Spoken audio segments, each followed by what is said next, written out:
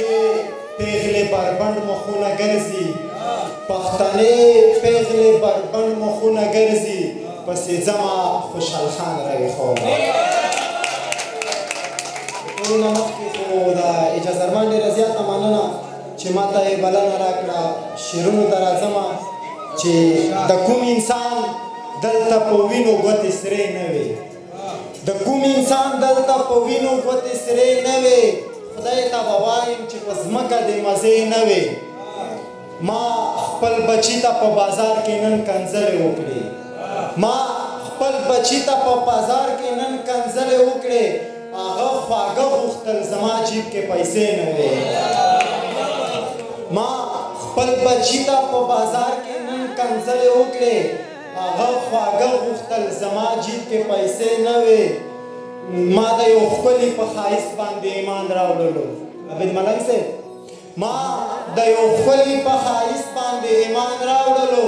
تخلیق د خدای او ما ته ځکه اندېښنې نه وې چې خپل مین ته پاتې راغلمه همدا وجه وه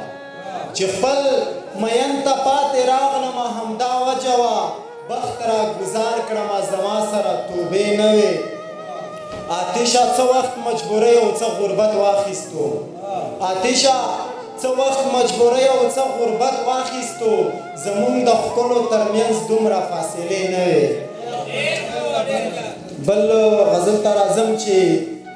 چې بېیاره شي سړی بیخي خراب شي چې بېیاره شي سړی بیخي خراب شي د دنیا د چارو لاس واخلي نایاب شي ته به ټول عمر زما که آزاد نه شې ته به ټول عمر زما که آزاد نه شې که د ستا خندا زما ژړا حساب شي د جفا ټولې نږدې دنیا ته ښایم د جفا ټولې نکتې دنیا ته ښایم که خبر چرته شروع ښکلو په باب شي اختتام کې رنګ ولې سپین شي خلکو اختتام کې یہ رنگ ولې سپین شي خلکو محبت شروع د سور رنګه ګلاب شي ښکلي کله د چا کور ته نه وردرومي ښکلي کله د چا کور ته نه وردرومي عاشقان خراب له خپله انتخاب شي چې راځې راځې اشنا سپرلی به تېر وي چې راځې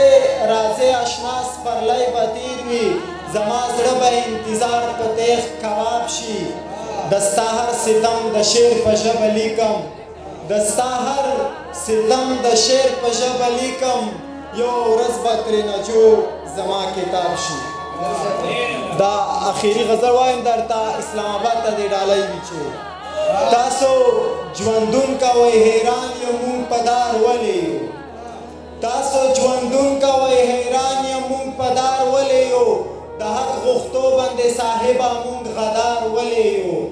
ته د کشمیر دعوت تر هغې پورې مه راکوه ته د کشمیر دعوت تر هغې پورې مه راکوه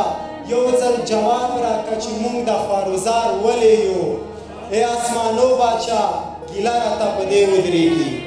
ای اسمانو باچا ګیله راته په دې ودرېږي مونږ پښتانه د ستا په ځمکه دومره خوار ولې یو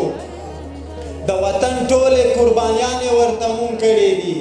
د وطن ټولې قربانیانې ورته مونږ کړې دي چې بیا په سترګو کې اغزي د دې سرکار ولې یو د نړۍ خلکو ژوند پرست امن پرست خلک یو د نړۍ خلکو ژوند پرست امن پرست خلک یو ستاسو نظر کې دومره سپک دومره ناکار ولې یو